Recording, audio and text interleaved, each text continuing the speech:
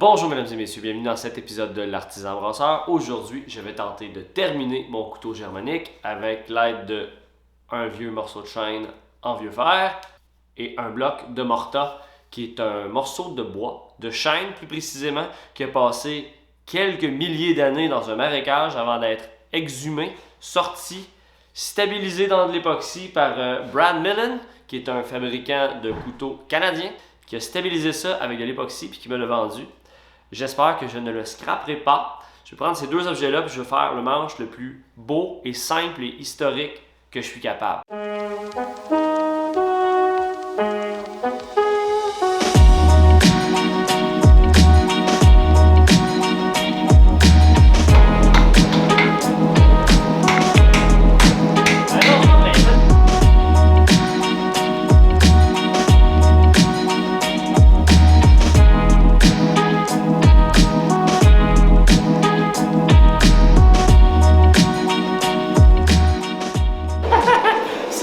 C'est solidement n'importe quoi. Ah, je vais puncher pour mettre ma lame.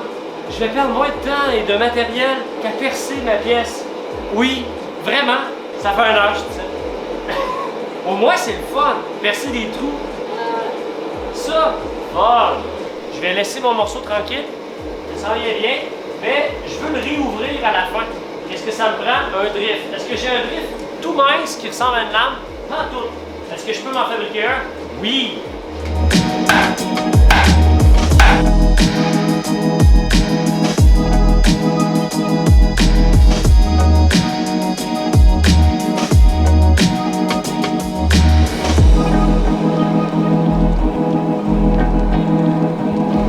ferme la forge. Je peux y toucher. On est un autre jour. Mon outil est fait. J'ai refait un autre morceau. Ça, c'est celui de l'autre fois. Je vais mettre de la lumière. Ouais, je me suis tellement abattu avec celui de l'autre fois que je me suis dit, m'en faire un backup. Une pièce de rechange. Oui. Beaucoup plus clean, beaucoup plus droit. Lui, je l'ai pris directement, là. Je me suis pris une tranche dans le fond de la chaîne. Je l'ai percé, ce coup-ci, avec un de mes punches à moi, rond. C'est une perte qui est différente, puis ensuite, je l'étire. Je pense que c'est une meilleure manière de procéder. Je suis très centré ce coup-ci. Donc, un petit peu plus heureux. Mais je vais me servir de cet outil-là pour ouvrir lui, puis pour ouvrir mon autre morceau. Lui, il veut coopérer, fait que je travaille avec lui. Évidemment, le rod est toujours le bout de splitter. Mais ça s'enlève bien. Tadam, super facile. J'espère que vous m'en voulez pas trop, j'ai pas filmé grand chose. C'est l'éternel même ritournelle que je vous dis depuis un certain temps, mais c'est quand même vrai. Je manque beaucoup de pratique. Je suis en mode, j'essaie de finir un projet. Donc je prends le temps que j'ai quand je l'ai. De ce temps-ci, c'est pas beaucoup. 2 morceaux. Lui est un peu plus gros. Celui-là, il est un peu plus tel quel, là. C'est vraiment pas dit que ça va fonctionner parce que c'est exactement la même largeur. Mais ça peut être bien élégant si ça marche. Pour vrai, c'est surprenant, hein, des fois, quand on fait ses propres outils, là. Ça, c'était fait à la volée, là, vraiment pour le moment. Puis ça a très bien été comme objet. J'ai juste eu à le replacer une fois de temps en temps. Puis fait que je vais le polir un peu pour le garder parce qu'il va vraiment bien. Satisfait. Quelques sauts dans le temps plus tard. La lame. J'ai tout dégrossi la pièce pour qu'entre autres ça marche avec la garde qui est là. La garde va ici. C'est serré. Qu'est-ce que j'ai fait aussi? J'ai pris un bloc de noyer noir que j'avais, pas trop loin. J'ai fait une tentative de fit du manche avant de prendre le bloc de morta parce que le bloc de morta vaut cher. Je me suis dit, je vais faire un peu de Kaizen. Je vais pratiquer avant de faire le vrai objet. Puis, je pense que le fit est bon. Hein? Ça commence à ressembler à quelque chose, hein? C'est un long poignard. Historiquement, les manches sont longs. Souvent, c'est presque la même longueur que la lame. J'ai essayé de garder le plus long possible, mais mon bloc, je peux pas l'inventer, mon bloc il va plus long que ça. Fait que je me suis fait un bloc à peu près dans la même grandeur. C'est sûr que la garde me donne une chance. On est rendu là. Prochaine étape. Je vais faire le manche de morta, le vrai manche. Je vais faire le fit.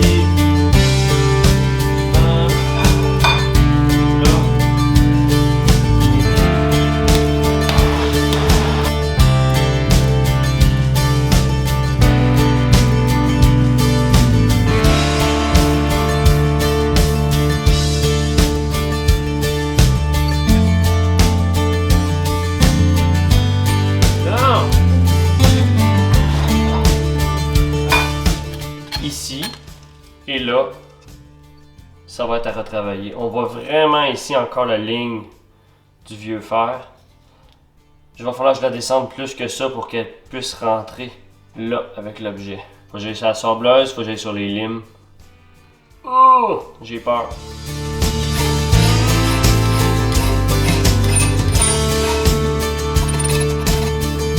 Croyez pas, redonner de la lime là-dessus. Mais je pense que le profil s'en va quelque part d'encore mieux que ce que c'était au départ. Ça, c'est toujours agréable quand on fait quelque chose que l'objet guide un peu où ça finit. Là. Je préfère y aller avec les limes. Premièrement, elle me connecte à l'ancienneté de cet objet-là. Puis deuxièmement, je peux aller plus tranquillement.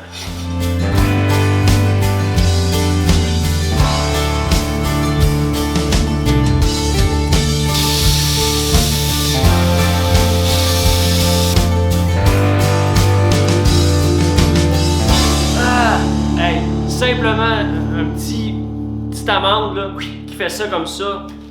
Oh! Il est en vie, il est en vie, il est en vie. Ça n'a aucun sens. Ça s'en vient très cool comme projet. Là, j'ai presque terminé mon brut, si on veut. Puis là, je vais tomber dans la petite finition, dans les bagues, dans l'acide, dans toutes les petites choses qui fait que ce couteau-là va vraiment péter à la fin, là. Là, je suis rendu où? Je suis rendu facile. Papier sablé pour lame, papier sablé pour garde et papier sablé pour manche.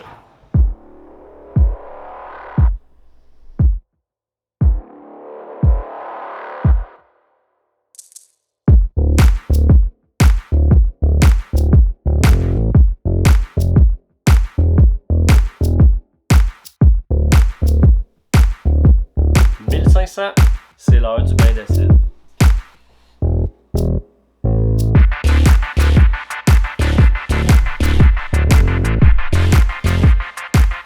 Oh, tabarouette! Comme ça, j'enlève les oxydes, je rince, puis je renvoie dans le bain. Je me suis parti un petit timer de 15 minutes, parce que je suis le meilleur pour oublier ce genre de truc-là. C'est important de ne pas l'oublier, parce que si j'oublie ça dans l'acide pendant, je sais pas moi, on va dire une journée, j'ai pété mon couteau. Le tranchant est détruit, il va être creusé. Même en 15 minutes, je vais être capable peut-être de sentir un peu le feeling. Parce que le principe de l'acide est simple, là, il va manger le fer, il va manger l'acier, il va laisser le 15N20 tranquille parce qu'il y a un haut taux de nickel dedans. Puis là, le nickel, lui, il va popper, il va rester brillant.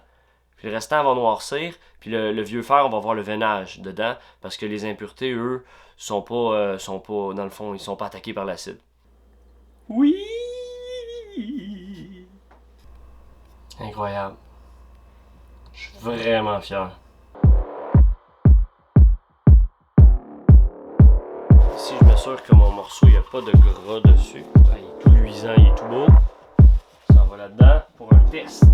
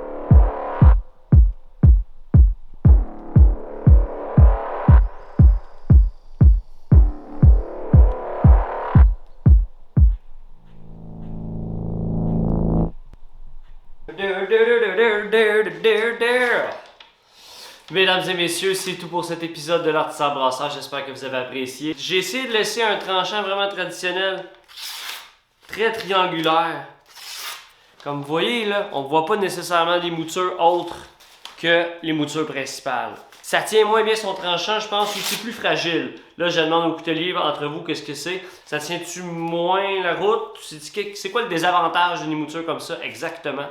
Je serais curieux de savoir s'il y en a parmi vous qui connaissent ça pas mal. C'est ce qui m'a fait à cet épisode. J'espère que ça vous a plu. Prochain épisode, je pense qu'on va commencer à jouer avec le Power Hammer. Il est juste là, hors champ. Ça a été long. C'était une belle aventure.